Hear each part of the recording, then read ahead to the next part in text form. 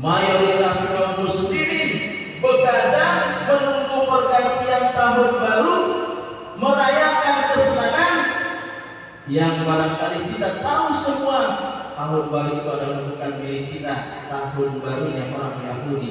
Di situ ada kesenangan orang-orang muslim di Indonesia merayakan tahun baru. Sementara kita prihatin dan bersedih manakala bergadang dengan segala aktivitas.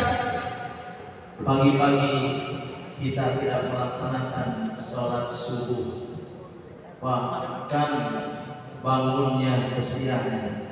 Inilah fenomena yang terjadi barangkali, tapi bukan di sini kayaknya. Insya Allah di lulus mukalmah jalmina betul taat sadayana, amin.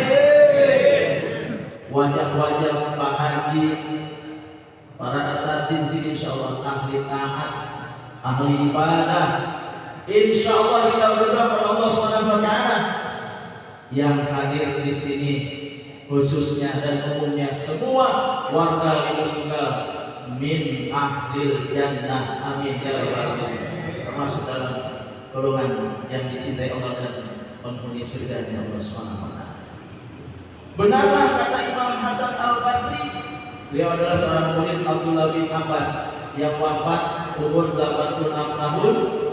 Seorang ulama tabi'in mengatakan, dunia ini kata Imam Hasan Al-Basri hanya ada 3 hari. Yang pertama kata Imam Hasan Al-Basri adalah hari kemarin. Hari kemarin ini sudah terlewat. Hari kemarin yang sudah pasti terlewat oleh kita. Apapun yang sudah kita lewati ya sudah terlewat, tidak akan berjumpa lagi.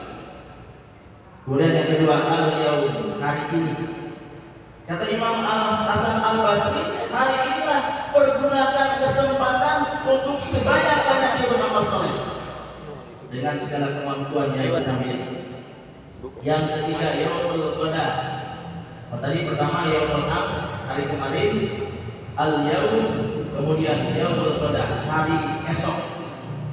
Hari esok adalah kesempatan yang sangat sedikit kita berjumpa. Bisa jadi besok kita tidak bertemu lagi dengan hari esok karena ajal menjemput. Ini kata Imam Hasan Al-Basri, pergunakan kesempatan hidup kita dengan baik. Meskipun barangkali kita merasa, kita merenung tahun 2024, tahun ini kayaknya banyak dosa-dosa kita kepada Allah Subhanahu wa Ta'ala. Bener tak? Benar. Nah, aku kabeh ya, urang mah loba dosana, urang loba pisan salah. Baik ka jelema atau nabi ka Allah. Pokoknya mah dosa urang pasti loba. Istighfar mohon ampun kepada Allah Subhanahu wa Ta'ala. Pergantian tahun, pergantian hari, kita bermuhasabah, menghitung-hitung diri kita. Hasibu, kata Umar bin Khattab, hasibu qabla an tuhasabu. Hisablah dirimu, hitunglah dirimu sebelum nanti engkau dihitung oleh Allah Subhanahu wa Ta'ala. Masyaallah muslimin rahimakumullah. Kemudian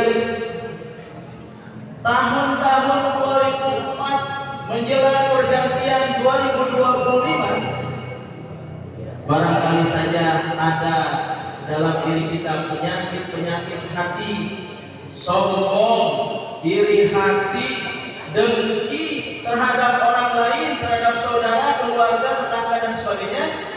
Mari kita kis-kis, ya, kita kurangi, bahkan kita hilangkan sifat dengki dalam diri kita dari hati ini.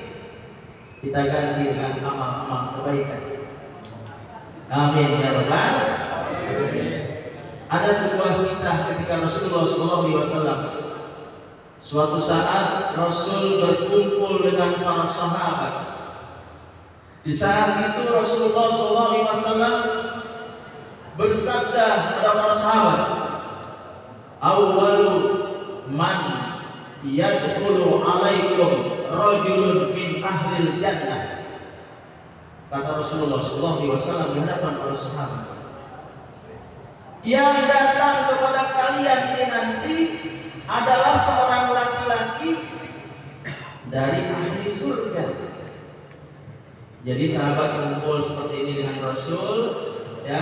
Rasul sudah memberitahukan, datang kepada kalian nanti seorang laki-laki, dia adalah ahli surga. Masya Allah, kita disebut ahli surga. Alhamdulillah. Ternyata tidak berapa lama kemudian datanglah seorang laki-laki Ansar penduduk Madinah dengan jenggotnya yang basah oleh air wudhu, dengan membawa sendalnya, lalu masuk bersama-sama para sahabat. Hari yang kedua, ketika Rasul berkumpul dengan para sahabat, maka Rasul bersabda kembali, "Awwalu man yadkhulu alaikum rajulun min ahlil jannah." Datang kepada kalian nanti seorang laki-laki, dia adalah ahli surga, penduduk surga, calon penduduk surga. Datang lagi laki-laki yang tadi, yang kemarin bawa sendal, jenggotnya basah oleh air wudhu, dia bawa sendalnya masuk dalam masjid. Ya. Besok harinya yang ketiga, sahabat dan Rasulullah SAW masih berkumpul. Masya Allah, dikabarkan lagi oleh Rasulullah, "Awwalu man yadkhulu alaikum rajulun min ahlil jannah." Akan datang pada kalian yang datang ini adalah seorang laki-laki calon ahli surga, calon penduduk surga. Ternyata orangnya itu lagi, dia lagi, jenggotnya basah, masuk dalam masjid, dan bekas air wudhu dan sebagainya. Kemudian ada seorang sahabat Nabi namanya Abdullah bin Amr bin As. Kayaknya orang ini penasaran, kepo banget dah. Kepo dikit mah nggak apa-apa kali, ya. Kenapa ini orang ini 3 kali disebut oleh baginda Rasul ahli surga? Masya Allah. Kepo dikit lah, pengen ngikutin. Kalau bisa mah pengen ngendong di mana. Kebenaran menawarkan diri. Abdullah bin Amr bin As ini ngobrol, "Wahai saudaraku, boleh nggak aku nginep di rumah antum, di rumah engkau?" "Oh boleh, tidak ada masalah." Oke lah, kebetulan aku pengen nginep di rumah engkau. Singkat cerita, Abdullah bin Amr bin As ini bermalam di rumah lelaki Ansar tadi selama 3 hari. Malam pertama dilihatin, ini kok nggak bangun-bangun, sholat tahajud biasa aja sih, nggak ada amalan yang istimewa. Ketika terdengar azan subuh baru pergi ke masjid. Malam pertama, mungkin besok malam dia tahajud, dia zikir, begadang kali, nginep lagi kan, 3 malam jadinya.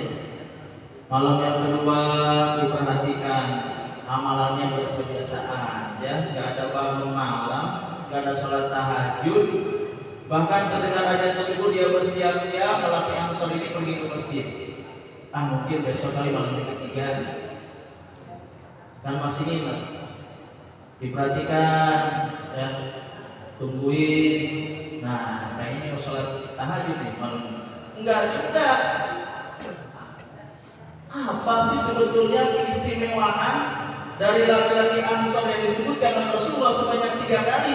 Padahal saya nginep di rumahnya 3 malam, nggak ada amalan istimewa, sholat tahajud enggak, zikir enggak, subuh aja siap-siap ke masjid bareng-bareng.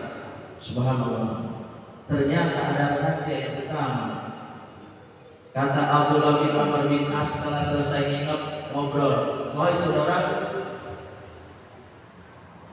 aku sudah bermalam di rumah engkau 3 malam, tapi tidak melihat amalan yang istimewa yang kau lakukan." Padahal ingin tahu loh, amalan istimewa itu apa. Sehingga Rasul mengabarkan kepada kita semua para sahabat bahwa engkau termasuk salah seorang penghuni surga. Apa jawab laki-laki tadi? Dia ringan mengatakan, wahai saudaraku, aku memang tidak melaksanakan amalan-amalan zikir-zikir yang utama di malam hari sebagaimana yang kau lakukan, tapi sesungguhnya aku tidak pernah merasa dengki, aku tidak pernah merasa iri dengan nikmat yang diberikan oleh orang lain. Masya Allah. Abdullah bin Amr bin As mengatakan, subhanallah, engkau adalah orang yang berhati bersih. Pantas kalau Rasulullah mengabarkan engkau termasuk orang-orang yang menjadi ahli surganya Allah Subhanahu wa taala. Amalannya sedikit tapi punya hati yang bersih, lepas, jauh dari sifat sombong, jauh dari sifat iri, dengki dan sebagainya. Maka Rasul memilih orang tersebut dikabarkan menjadi penghuni surganya Allah Subhanahu wa taala. Amin ya rabbal alamin. Itulah barangkali ya. Walaupun amalan kita sedikit, apa adanya, kita bersungguh-sungguh ya beribadah, mencari ridha Allah Subhanahu wa taala. Jauhkan hati kita dari sifat dengki, dari sifat iri, sombong dan sebagainya. Maka niscaya Allah jadikan kita hamba pilihannya. Allah jadikan kita termasuk ahli surganya Allah Subhanahu wa taala. Amin. Karena jelas-jelas perbuatan hasad dengki itu dilarang oleh Rasulullah SAW dalam hadis riwayat Imam Abu Dawud dijelaskan, iyyakum wal hasad fa innal hasada yaqul hasanat kama ta'kul narul hatab. Hati-hatilah kalian terhadap perbuatan dengki, iri hati, karena bisa jadi adanya penyakit hati dengki dalam diri kita akan memakan, menghabiskan semua amalan kebaikan kita. Kama ta'kul narul hatab, sebagaimana api yang menghabiskan kayu bakar. Masyaallah muslimin rahimakumullah, yang terakhir bahwasanya kesenangan dan kesedihan itu pasti kita hadapi dari waktu ke waktu. Mari kita bentengi iman kita dengan penuh kesungguhan, kita mengharapkan taufik hidayah dari Allah Subhanahu wa taala. Yakinlah bahwasanya Allah menjadikan suatu kebaikan buat kita. Dalam sebuah hadis sahih Imam Bukhari disebutkan, ma yusibul muslim wala nasabin wala hamin wala ghamin wala hasadin wala asa wala ghamin hatta idza sawfa yushakuha illa kafara